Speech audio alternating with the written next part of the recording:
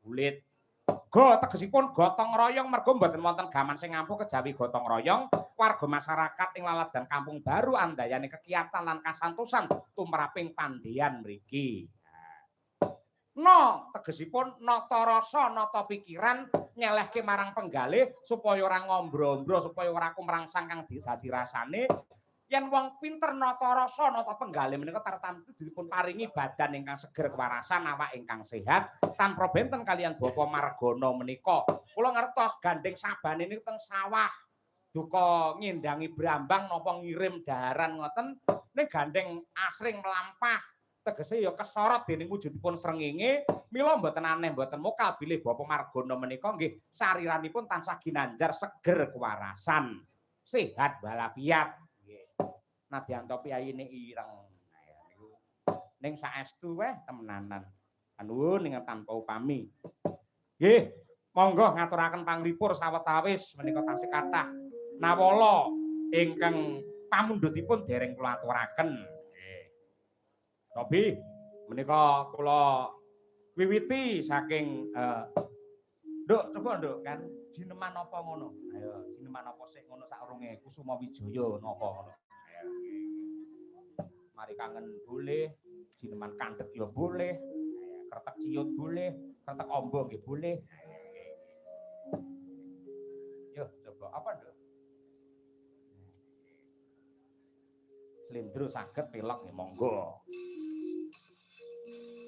apa Nduk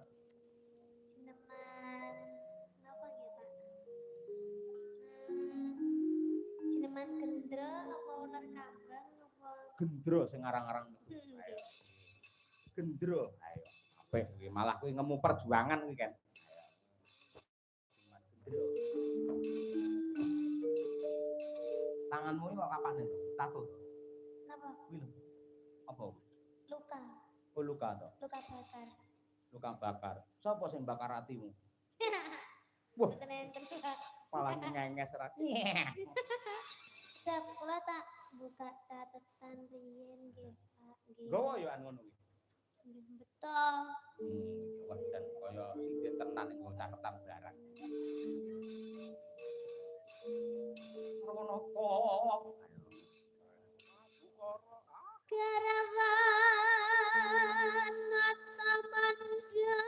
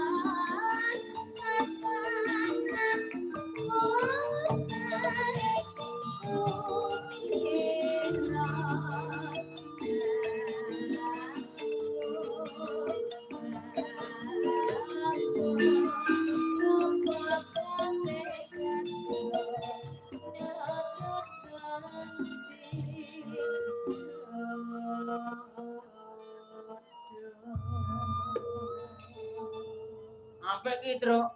Sik kelingan isih apa jineman gendro. Gendro ki wong ya ngawut ae. Gendro. Hah? Gendro. Sing nembang iso gendro barang. Ya. Biyen kulino gendro kok dheweke. Nduk.